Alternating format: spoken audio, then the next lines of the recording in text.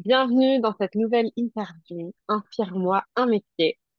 Dans ces interviews, j'ai vraiment envie, en fait, de vous faire découvrir le monde professionnel comme vous ne l'avez jamais vu et vous montrer que c'est possible de kiffer sa vie professionnelle, de créer son métier ou d'en prendre un qui est déjà, entre guillemets, existant, mais de le mettre à sa touche pour que ça nous donne du sens au quotidien. Et aujourd'hui, j'ai le plaisir d'accueillir Florie-Anne avec moi. Hello, Hello, bonjour. comment vas-tu? Ça va très bien et toi? Très bien, je me réjouis. C'est à chaque fois super gai de découvrir des nouvelles personnes et, euh, et de continuer à partager ses passions, parce que je pense qu'on en a besoin. Il y a de plus en plus de personnes qui s'autorisent à être dans des métiers qui les font kiffer, mais on a encore, entre guillemets, de la marge. Donc, voilà, pour moi, c'est toujours important de pouvoir partager ça. Donc, tu es coach de vie. C'est vrai que Exact. j'ai plein de personnes qui sont comment dire, dans l'accompagnement, dans de différentes formes et tout dans mon entourage. Donc, c'est super gai de voir comment est-ce que justement aussi chacun a sa touche et comment est-ce que on dit coach de vie et puis on se dit ah mais tout le monde fait la même chose. Non, en fait, pas du tout.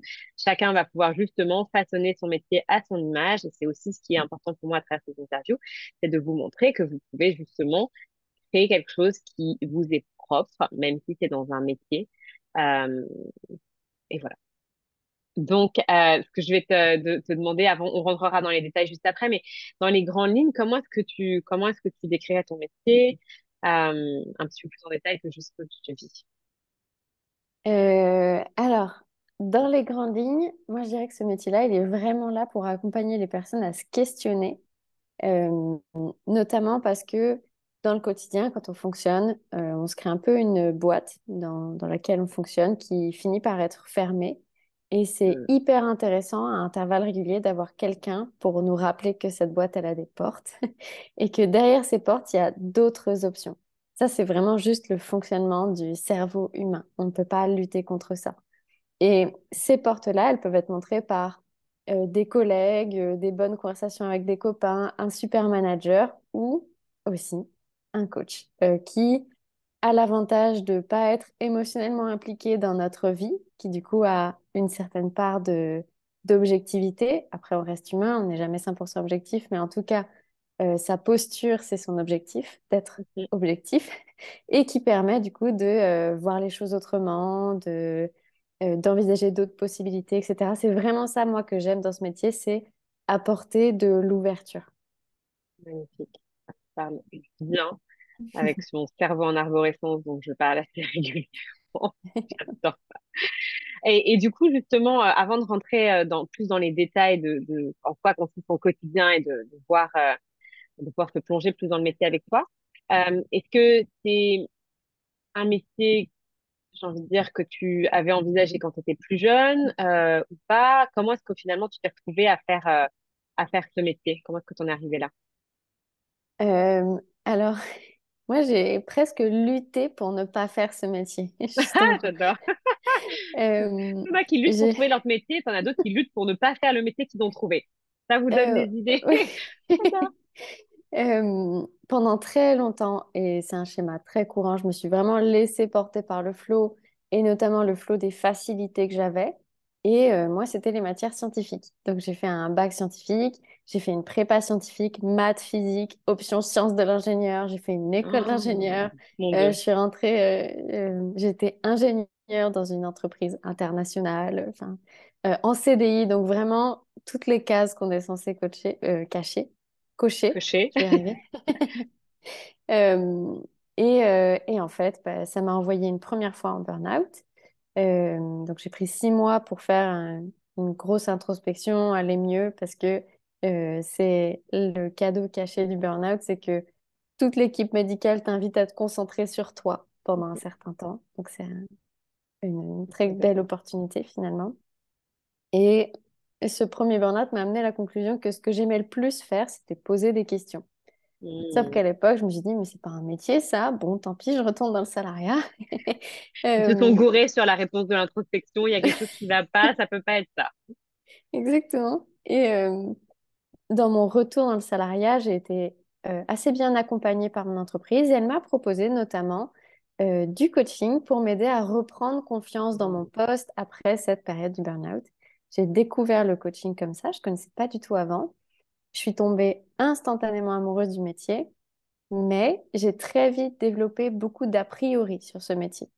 Notamment parce que comme je m'y suis intéressée très vite, très fort, que c'est devenu une passion rapidement, j'avais l'impression que tout le monde était coach, tout le monde se reconvertissait dans le coaching et que beaucoup d'a priori négatifs autour il y a beaucoup de gens qui font des arnaques, c'est pas un métier contrôlé, ah mais il n'y a pas de diplôme, c'est pas reconnu par l'État, voilà, tous ces a Mhm. priori qui faisaient que plus j'avançais, plus j'étais passionnée par ça, mais plus je me disais, je peux pas y aller. Il y a tout ce cumulus de choses qui font que je vais être jugée, je suis quand même ingénieure en CDI, je vais pas quitter cette position pour un... même si ça me passionne.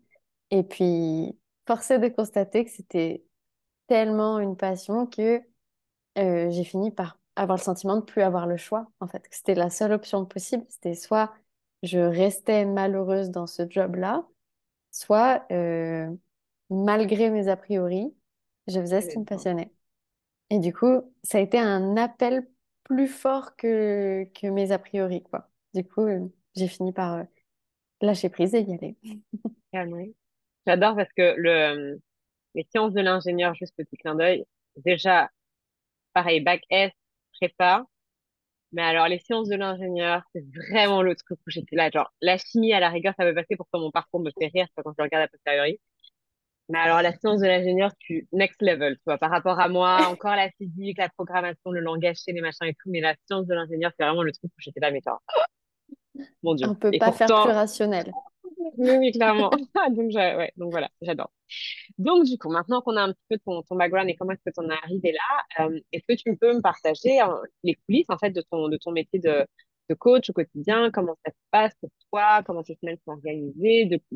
Voilà, c'est vraiment un peu comme si je venais avec toi. Alors, tous les détails, mais dans les grandes lignes, si je venais passer une semaine avec toi, un mois avec toi, qu'est-ce qu'on ferait, en fait, pour montrer aux gens c'est quoi les coulisses de ton métier? Hmm. Comme beaucoup de métiers qui se pratiquent beaucoup en entrepreneuriat, en tout cas moi je pratique ce métier en entrepreneuriat, c'est possible en salariat, mais moi je le fais en entrepreneuriat. Forcément, il y a plusieurs métiers dans un métier. Il y a la partie métier de coaching, mais il y a beaucoup d'autres choses derrière. Et au final, le coaching, c'est presque pas la majorité. C'est une bonne partie de ma semaine, de mon quotidien. Pas tous les jours, mais en tout cas de ma semaine. Mais il y a aussi tout un tas d'autres choses à côté. Du coup, cette partie métier de coaching, ça se présente avec des rendez-vous en visio. Moi, à l'heure actuelle, je pratique que en visio. Et je contribue à certains programmes d'autres coachs, d'autres entreprises de coaching et aussi à ma propre entreprise à moi. Donc, je vais avoir des rendez-vous pour certains programmes. Il y a grosso modo trois grands profils de personnes avec qui je travaille. Les personnes qui sont un peu perdues dans leur vie et qui ont besoin de faire une introspection profonde pour comprendre qu'est-ce qu'elles aiment, qu'est-ce qu'elles veulent faire, etc. Qui est un profil assez courant Mhm, qui amène les personnes à se tourner vers le coaching. Les personnes qui sont en train de lancer leur entreprise en entrepreneuriat. Et du coup, là, pareil, c'est un profil qui se prête bien au coaching puisque l'entrepreneuriat, c'est vraiment un chemin de vie.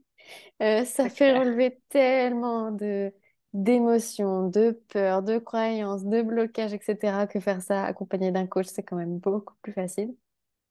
Et j'ai un troisième profil de personnes qui sont euh, très curieuses d'un outil que notamment j'utilise qui s'appelle le Human Design et qui est un outil qui permet vraiment d'apprendre à se connaître et se comprendre avec beaucoup, beaucoup de finesse et qui du coup ont envie de mettre cet outil au service d'un certain domaine de leur vie, de leur Mhm, business, de leurs relations, de leur compréhension d'elles-mêmes, etc. Du coup, là, c'est des séances dédiées que j'appelle Coaching X Human Design. Donc, mhm. c'est les trois grandes catégories et j'ai un peu de ça chaque semaine. La magie de l'entrepreneuriat, c'est qu'il va y avoir des semaines où j'ai 3 jours plein de rendez-vous et puis la semaine suivante, aucun rendez-vous. Donc, ça, c'est quelque chose avec lequel on apprend à composer aussi dans l'entrepreneuriat. Et à côté de ça, il y a toute la partie entrepreneur qui est là aussi, qui prend de la place. Gérer sa compta, la création de contenu, maintenir son site web, ga- euh, faire des points réguliers sur sa vision d'entreprise pour s'assurer d'où on veut aller, si on y va toujours, gérer ses propres blocages, peurs et compagnie pour continuer peut-être dans une démarche de, d'évolution dans son entreprise. Euh, Toute cette partie-là. Puis il y a des choses un peu plus administratives. Mais grosso modo, ça donne un peu ça, d'un point de Ouais. vue d'ensemble. Donc, ça ressemble pas mal ça ressemble pas mal aussi, du coup, à mes semaines. Et c'est vrai que c'est quelque chose qui est important, c'est de, dans la dimension, quand on n'est pas salarié dans l'accompagnement, bah, en fait, c'est la casquette entrepreneuriat qui est aussi importante. C'est pas, enfin, c'est important de savoir qu'on on s'embarque aussi là-dedans, quoi. Complètement. Euh, du coup, tu parlais de design humain. Est-ce que tu dirais que ça fait partie de ta touche un petit peu unique, ou est-ce qu'il y a autre chose que tu voudrais rajouter sur un peu ta touche unique à toi en tant que coach? Ça fait partie de ma touche unique dans le sens où c'est pas non plus un outil que tout le monde utilise, même s'il commence à pas mal se démocratiser. Mais je nuancerais en disant que ma touche vient vraiment de mon rapport à cet outil-là, Ok. qui est assez différent de ce qu'on voit sur le marché à l'heure actuelle, où beaucoup de personnes utilisent le design humain avec l'approche, c'est ton mode d'emploi. Mhm. C'est, c'est souvent vendu comme ça. Moi, pas tout à fait. Je ne l'utilise pas en disant que c'est ton mode d'emploi. Je décrivais, tu vois, que ce que j'aimais dans mon job, c'était cette ouverture, le fait de voir Mhm. les choses autrement, d'essayer de nouvelles choses, faire d'expériences. J'utilise cet outil comme ça aussi. Donc, cette philosophie que j'ai de l'approche du coaching et de la vie de manière générale, elle est aussi très présente dans ma façon d'utiliser l'outil. Ok. Et du coup, c'est cette vision de la vie-là qui s'imprègne du coup dans la façon d'utiliser l'outil et qui vient affiner encore un peu plus ma touche. Et bon, alors, je sens la curiosité, je sens aussi le fait d'affiner, justement, t'en parlais. Quelles sont pour toi les qualités, compétences qui sont nécessaires pour faire ce métier au quotidien? Euh, il y en a plusieurs, effectivement. C'est une très belle question. Je pense que c'est nécessaire d'être très curieux. Euh, et de manière générale, ça peut être une curiosité plus précise, simplement être curieux de comment l'autre fonctionne. C'est une très belle qualité à avoir dans le coaching, et notamment parce que un des pièges des relations humaines, c'est d'avoir la tendance à supposer que mon fonctionnement est similaire à celui de l'autre. Et c'est précisément le fait de ne pas faire ce genre de projection dans le coaching qui va avoir un bel impact sur la compétence du coach. Euh, Être curieux du fonctionnement de l'humain de manière générale, c'est vraiment un plus, puisque plus on comprend comment l'humain fonctionne, plus on est capable d'être efficace et précis dans ses coachings. Et il faut aimer la connexion, je pense. Il faut aimer connecter avec les gens. C'est vraiment un métier de connexion. Et du coup, c'est cette connexion peut-être qu'est-ce qui te rend le plus heureuse dans ton métier? Vous mentionnez différentes choses, mais ce serait quoi le... Je pense que c'est ça. Je pense que c'est, j'aime vraiment donner toute mon attention à quelqu'un Hmm. pendant 1 heure ou 2 heures ou une journée. Après, ça va me fatiguer au-delà, mais, Mhm. mais j'aime vraiment focaliser mon attention sur la personne et dédier toute mon énergie à cette personne pendant un temps pour être au service de ses objectifs, son évolution, etc. C'est quelque chose qui me nourrit beaucoup. Ouais.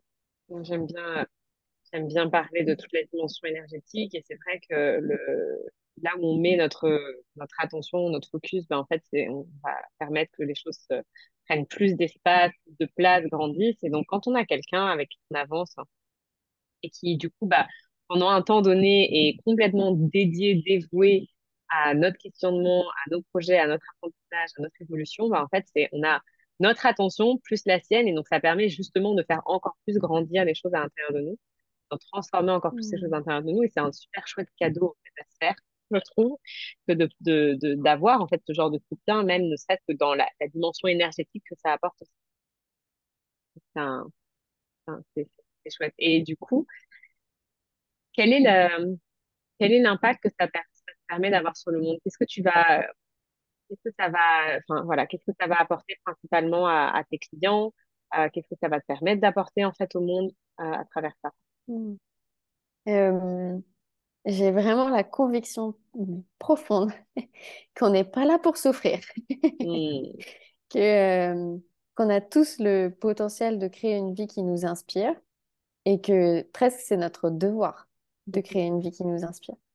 Et c'est vraiment ça que j'aime apporter dans les coachings, à savoir que la personne arrive souvent soit avec un objectif, soit avec quelque chose qui l'embête, et de venir tout démêler la pelote de laine pour voir que bah, finalement, il n'y a pas tant de fatalité que ça, qu'on va pouvoir agir sur ces situations-là, les faire évoluer dans une direction qui nous plaît, en vivant toutes les émotions au fur et à mesure pour se rendre compte qu'une fois qu'on a vécu les émotions, et ben, au final, c'est plus si désagréable que ça pour tendre comme ça vers des vies qui nous inspirent. Et plus on est nombreux à vivre des vies qui nous inspirent, plus ça donne l'énergie à d'autres de créer des vies qui les inspirent. C'est vraiment cet impact-là que moi j'ai envie d'avoir, en tout cas au travers de ce métier.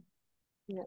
Je crois que vraiment, ce que je disais hier, une masterclass, on se ramène chacun les uns les autres à la maison, en fait, C'est en ça. nous, dans notre puissance. Et en fait, un coach va tenir, enfin, va tendre la main pour pouvoir trouver en fait le chemin de retour vers soi. C'est vraiment ça qui on se propose, quoi. Et une fois qu'on a pu le faire avec quelqu'un et qu'on est revenu à soi dans notre puissance, dans une vie qui est du plaisir et alignée, ben en fait, on peut le faire pour les gens qui sont autour de nous, même sans prendre cette casquette de coach, comme ce que tu disais, c'est que on va rayonner le fait de ce qui est possible et donc du coup, on va s'autoriser davantage à ce que à créer ça quand c'est quelqu'un qui a un miroir en fait de tout ça. Donc chaque personne va Complètement. être un émetteur et un amplificateur en fait de ce qui est possible. Donc, je trouve que c'est vraiment super important ça, de se souvenir que chaque personne qui fait ce chemin vers soi va autoriser les gens d'elle à le faire aussi. Quoi. Exactement. Canon. C'est ça, on distribue des autorisations à être heureux. Ah, j'adore. Ouais, non, c'est clair. C'est vraiment ça. Et je pense que c'est aussi pour ça que je pense que ce métier est important, tu vois. Euh, Hmm, parce qu'en fait, il nous ramène à qui, enfin, ça, à qui on est, à qui on a envie d'être, on a envie de créer dans cette vie et il nous donne, comme tu disais, distribuer les autorisations pour, euh, pour en fait faire de ça, j'ai envie de dire, une priorité, pas forcément dans le sens où on doit être focalisé là-dessus, mais comme quelque chose de non négociable en fait dans notre vie. c'est ça. Donc, on a bien besoin après d'être mis dans des cases, de cases, de cases, de cases qui ne correspondaient pas comme ton parlais, le même chemin, ou en tout cas un chemin de burn-out et école d'ingé, prépa, école d'ingé, burn-out. Donc, on a quelques trucs, entre guillemets, en commun sur notre, notre parcours. Avant de conclure pour conclure cette interview, j'aime bien demander une citation, un conseil, un concept, quelque chose que tu as envie de partager avec les personnes qui regarderont cette vidéo, que ce soit pour les inspirer en lien avec le fait de devenir coach, que ce soit de les inspirer à suivre leur voie à elles. Voilà, ce que tu veux, quelque chose vraiment pour, voilà, pour inspirer, pour continuer à inspirer avant de... Euh, J'inviterais du coup à ne pas mettre autant de résistance que moi j'en ai mis. Hmm, Dans le sens où si vous sentez qu'il y a des choses qui vous appellent, ou vous sentez qu'il y a des choses qui fonctionnent bien pour vous, mais qu'il y a un jugement peut-être qui est porté du ben oui, mais les autres ils fonctionnent pas pareil ou quoi, tout ça, ça a très peu d'importance. On vit tous dans un monde subjectif. Tant que ça a de la valeur et que ça marche pour vous dans votre monde, c'est ça qui compte. Et du coup, s'il y a un appel que vous sentez, bah, en fait, suivez-le. C'est peut-être un peu bateau comme conseil, mais c'est vrai, moi, j'aurais suivi ça plus vite. Et ben, ça ferait peut-être 4 ans au lieu de 2 que je serais plongée dans ce monde-là, sachant que concrètement, je suis plus heureuse aujourd'hui que jamais. hmm. Après, c'est peut-être le chemin qu'il me fallait, et c'est complètement OK. Mais être dans l'accueil de ce qu'on sent être juste pour nous, même quand on a l'impression qu'il n'y a que nous qui fonctionnons comme ça, c'est déjà un très beau premier pas pour être dans cette curiosité de la vie et de soi. J'adore et c'est fou parce que ça résonne à fond avec plein de prises de conscience du moment. On est 8 milliards, on est tous différents et en même temps, on est tous similaires sur certains points. Euh, la première chose qu'on peut faire pour embrasser le fait que on est différente, tu vois, d'accepter, d'embrasser ce que je vais sentir à l'intérieur de moi comme appel. Parce que sinon, en fait, je me donne pas la possibilité de pleinement vivre le fait d'être un individu à part entière, parce que du coup, je vais pas honorer ça. Et je crois que c'est challenging en même temps, tu vois, comme tu as pu le vivre, de s'autoriser à être pleinement dans ce qui fait du sens pour nous quand on est 8 milliards et quand on a l'impression potentiellement de ce que les autres nous observent ou quoi, ce qui n'est pas forcément le cas. Mais vraiment, voilà, je pense qu'il y a cet appel de plus en plus aujourd'hui à s'autoriser à pleinement écouter ces messages-là. Et c'est vraiment ce que j'ai aussi envie de transmettre à travers ces interviews, c'est que il y a des tonnes et des tonnes de métiers, il y a des tonnes et des tonnes de manières d'exercer un métier. Vous pouvez évoluer, enfin, faire transformer les choses, faire plusieurs métiers en parallèle, changer de métier. Il y a une liberté en fait qu'on a maintenant qu'on n'avait pas, qu'on avait moins. En tout cas une génération potentiellement. Donnez-vous cette chance vraiment de prendre le temps d'écouter ce qui vous appelle à l'intérieur de vous parce que c'est pas un hasard quoi. Donc euh, Complètement. donc voilà. Donc merci pour ton partage, ça résonne fort. Et je pense que voilà, ça fait toujours du bien d'avoir ce rappel-là. Donc, merci d'avoir partagé. Où est-ce qu'on peut te retrouver, hein, Alors moi, je suis majoritairement sur Instagram. C'est vraiment, c'est la ta maison plateforme? pour moi. J'adore cette plateforme. Du coup, sous l'alias Flow into Bloom. J'ai un site web, mais qui est pas encore. Je suis pas un très bon exemple d'entrepreneur à l'heure actuelle. Et pour autant, vous voyez, on peut très bien s'en sortir en n'étant pas l'exemple parfait. Donc, au Mhm. final, peut-être que je suis un exemple. J'ai un site web qui porte mon prénom, D'accord. floriane.fr, puisque j'ai la chance d'avoir un prénom écrit d'une manière un peu originale. Mhm. Euh, et globalement, c'est ça. J'ai une newsletter, comme beaucoup d'entrepreneurs, où je partage mes prises de conscience récentes en espérant qu'elles résonnent, des exercices, les news de mon business aussi. Et concrètement, grosso modo, c'est ça. Super. Canon. Magnifique. Et ben, j'espère que ça vous aura donné bien envie à toutes les personnes qui regarderont cette vidéo de continuer à écouter ce qui se passe à l'intérieur de vous pour pouvoir suivre ces informations qui sont de très grande importance pour pouvoir être épanouie dans. Je vous invite à partager cette vidéo si elle résonne, à nous mettre des commentaires aussi. Et voilà, je vous dis à très vite pour une nouvelle interview. Je te remercie pour ton partage, Floriane, Merci et beaucoup. Merci à toi. avec choix. À bientôt.